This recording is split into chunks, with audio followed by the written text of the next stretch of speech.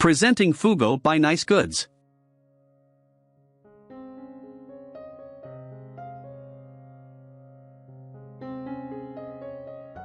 First, max out the height of the chair by twisting the lever upward. And then with the help of a hammer, strike the metal mechanism adjacent to hydraulic. On the side, where the hydraulic is inserted.